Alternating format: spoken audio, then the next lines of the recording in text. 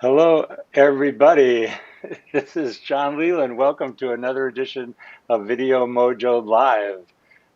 This is kind of an amazing experiment, as those of you that have experienced Video Mojo before know that this is an exploration of the bleeding edge of both how to develop a more engaging social media presence and a more vibrant video presence. And Video Mojo has transitioned in the last couple of weeks from being a video blog to being a live video webcast like this. And we are learning and experimenting. That's why it's the bleeding edge. But I'm really excited to have a new whole program format for you. So let me give you a taste about what that's going to look like. So I'm going to do this new format with 4 parts. I'm going to tee it up with a commentary following in the footsteps of Fareed Zakaria on CNN and open with a commentary. Then my good friend David Drake, the amazing author of narrative coaching and CEO of the Moment Institute, is going to talk about storytelling.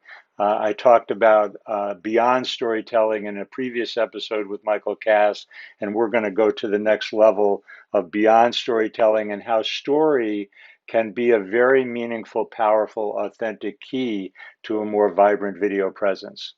Then we're going to open it up. This thing is not the same without your participation. And one of the things that I love about working with ECAMM Live and Restream, the software that I'm using, is that I can bring chat into the program and answer your questions and make it interactive like that. And then we always have some recommendation, a luscious link, and I'll give you a little tease. It's going to be a movie review today and something that I think is really important for everyone to experience. Welcome again, and I'm going to show a little screen share here.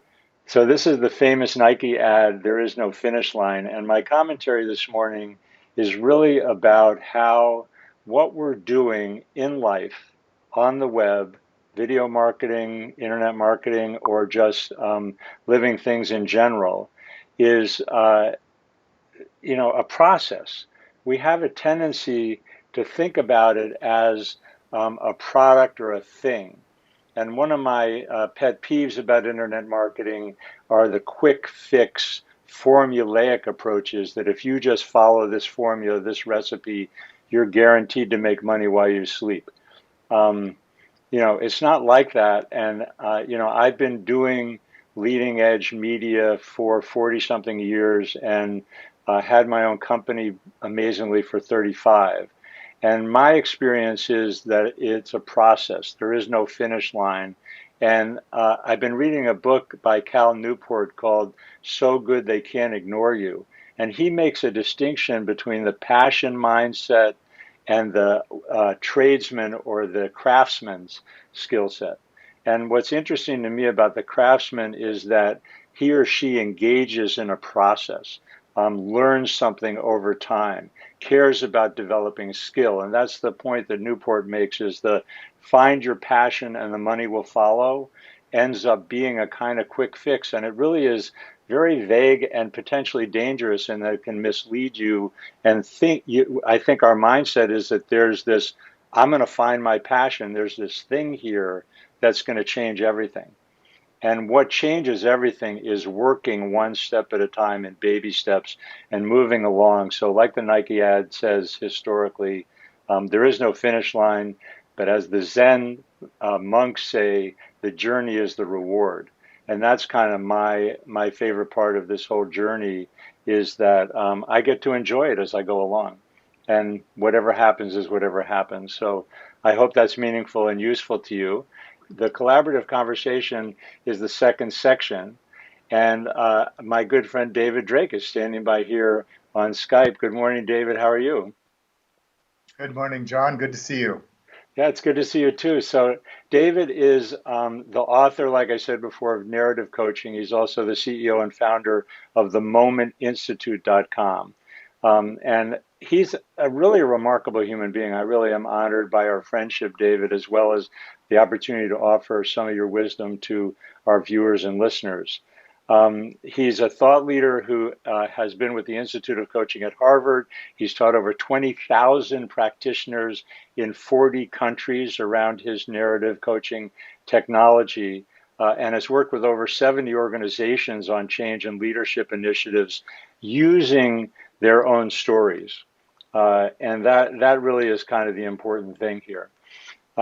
So my first question to you is when you look at organizations, because a lot of the marketers that I work with are thinking about their culture, how does an individual story affect an organization's impact? Well, one of the things we did in a lot of our projects was helping organizations to realize the disconnect often between the stories they were telling the public and the stories they were telling their employees. And so a lot of times the employees felt maybe marginalized or maybe put aside, and their own like personal stories, their own personal professional journeys were not accounted for. And oftentimes they were being asked to work in ways which really weren't serving the higher purpose of what companies often talked about. So the work in culture was really around aligning the narratives so that everybody felt like they were in the same book, if you will, or kind of moving in the same direction. And not only were the stories that they told internally inclusive and inspiring, but also had some integrity and aligned with the stories that the company was telling everyone else. Yeah, I think, one of the things that fascinates me, I think both in a corporate context as well as with solopreneurs, if you will, is the lack of awareness of the stories that we're telling ourselves. I was thinking about it last night, and there's the stories that we tell ourselves, and then the stories that we tell other people. And I think you're talking about the alignment, but what's your experience kind of in the marketplace, and maybe with an eye towards people who are doing business online, of their awareness of stories, yes or no, and then both of those categories of the stories we tell ourselves and then what we're putting out into the world, because I think there's normally a big disconnect, going back to that passion thing I was talking about with Cal Newport. We Yeah. tell ourselves a story that there's a passion we should be finding, and that's just a story, right? Yeah. Well, and I think it's also one of the things that makes stories really powerful is they speak to our values. And a lot of what creates a story is when we feel like our values at risk or is under threat or maybe was taken away or compromised. And it's the quest to go restore our own integrity or our own well-being.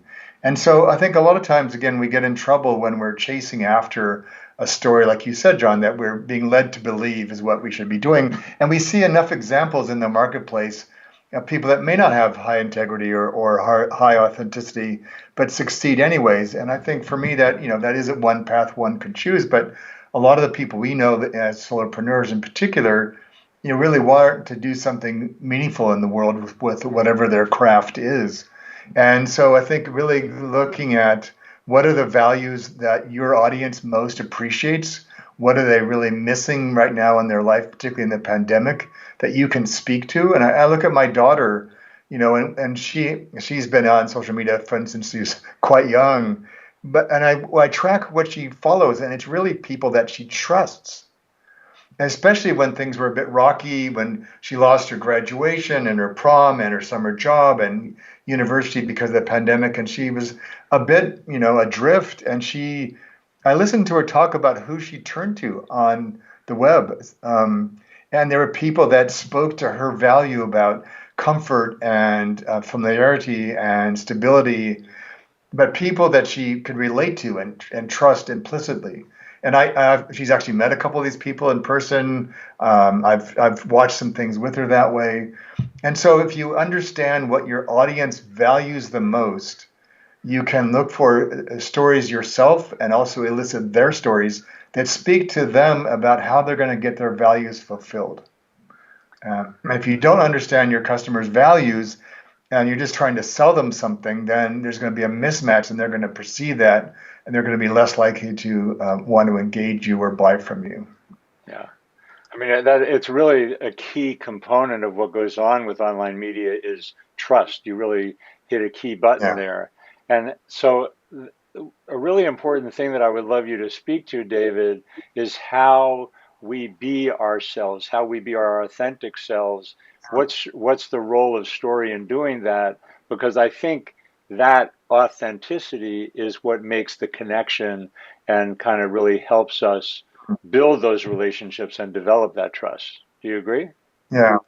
I totally agree. And one of the distinctions I make comes from a colleague of mine. It's more in the academic space, but it's really a very practical distinction. And she said the fancy word is rhetoric, so it's a way of talking. There's two primary ways of talking and telling the stories. One is persuasive. I'm trying to get you to feel something, do something. Sometimes it can border on manipulation, but persuasion, which is the way many of us were taught to think about marketing. I want to get you to buy something, usually out of a scarcity mindset or a pressure mindset. And so, what Sonia really champions, which I think is something you and I believe in a lot, is what she calls invitational rhetoric.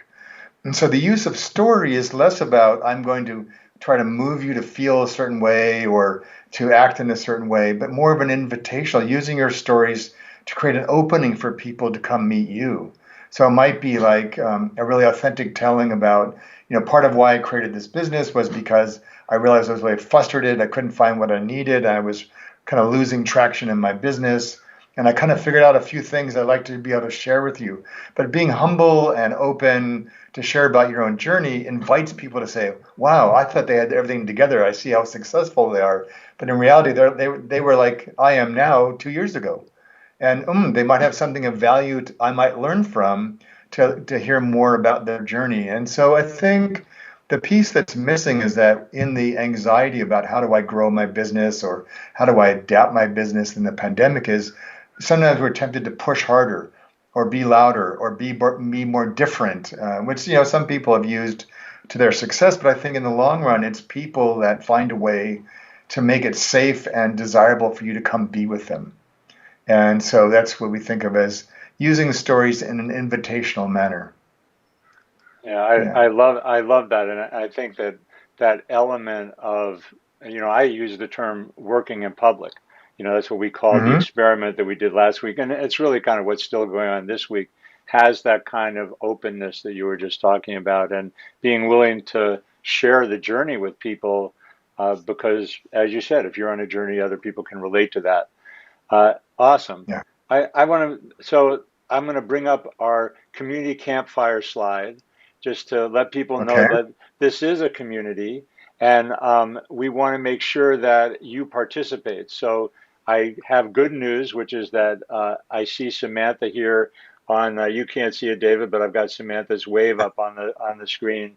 And, we also had a comment from Vince. So she's on YouTube and Vince is on Facebook, and he really likes the idea of it's not always that business is not always living up to their message. And Yeah. you and I can keep talking, but I also anybody that's watching on Facebook, anybody that's watching on YouTube, if you have questions and comments that you want to bring to the party, please throw them in the comments, and I will try and include as many of them as we can. So taking a Mm. breath for a second, it's just such a crucial conversation. And, I think that I talk about the bullshit meter. I think that people's awareness of when they're being lied to and when they're being manipulated, as you were talking about before, people trying to sell for the sake of selling, um, is increasingly ineffective. Although, Hmm. on the other hand, we could make the argument that with the amount of fake news, and one of the statistics I heard lately is the negative stuff gets distributed 6 times as much as the positive stuff. Um, what else could you say that reinforces the value of authenticity as a way to create engagement and build trust? I know that there's something you call your organization the Moment Institute. Or is that, did I get Institute right? The Yep. momentinstitute.com is the URL, and it's because the present moment and the current authentic story has so much value. And can you say more about Hmm. that? I mean, is that accurate what I said? And can you say more about that if so? Yeah. Yeah. Very much so. And so you know, not, each of us has a business that appeals to certain kinds of people or certain people with certain kinds of needs and not others. And so one of the things we realized that our practitioners most valued was not just to even keep learning the content, but they wanted to talk to each other. And so, because so just as an example, one of our community members had experienced three significant deaths in the last month, and is separated because of the pandemic from her parents who are aging in another country she can't get to. She had some challenges for a couple of her clients. Wow. And she said, I've never even met most of you, but you are many of my closest friends now because of the caliber of the conversations. And so, from a marketing and a social media perspective, in terms of being yourself, you want to create an environment where people say, I want to be a part of that. These are people like I recognize these people. They talk like I talk, or they have things that I think would be valuable, and or sometimes they're different, but that perspective would be really helpful to me right now. And I think for me, I think one of the things, the trends I'm seeing in my part of the world is really around, content is everywhere. Getting good content is pretty easy now. Getting good conversations and connections with people you trust, and where love is more the operator in some ways than the bottom line, is rare. I think particularly since many of us are more isolated right now. And so creating that sense of connection with the people that you're trying to serve is huge. And that comes again from how they perceive you and how they perceive what you're trying to do. And if you just want to make money, there's lots of ways of making money. But in terms of the kind of things I know you champion, John, and what the kind of people you're trying to support, it's really around how can you make a meaningful difference in the lives of the people that are in your business community. And I think stories, using some of their own stories, having safety where they can share their stories with you or with others about, and even like we had somebody who was really struggling with our programs, and so we invited her on to tell the story of why she was struggling. She said, no presenter of your caliber has ever asked me that. They're always like, oh, everything's fine. It must be your fault that you're not learning. But we had a dialogue, and so we learned a lot about some learning styles that I often don't think about, but was really strong for this person. And so we found some other people in our community that were also kind of learned the same way to help her out. And so it's the intimacy you form, regardless of the business you're in, is what people I think are really craving. And there's a variety of ways, given your unique business, to make that happen. But that will help you, I think, a lot in the end. Yeah, thank you so much. It's very valuable. I think it also comes back to what I was saying at the beginning regarding the fact that it's a journey, and we don't find Yeah, out that, getting a more authentic story, doing it yeah, in a way that's engaging and inviting is not something that happens in a single event. no, I've been doing live media, and part of what kind of really feels at home for me in doing these live webcasts that turn into podcasts, that turn into YouTube videos, et cetera, is that I've been doing live media. I've been reminded of the radio shows that I used to do back in the 70s, and the TV show wow, that my associate Vince, who's in the background here, and I did back in '75. So but it's even with that experience, it's all new to me, right? The technology that we're mm, using here today is new, and the opportunity to engage and invite and kind of be myself is something that I've been continually learning, right? I rebooted I created Video Mojo as a video blog a year ago, August. And now this is the second live episode that we're recording in this environment. So anyway, all that's to say, yeah. it's a journey, and I love the journey.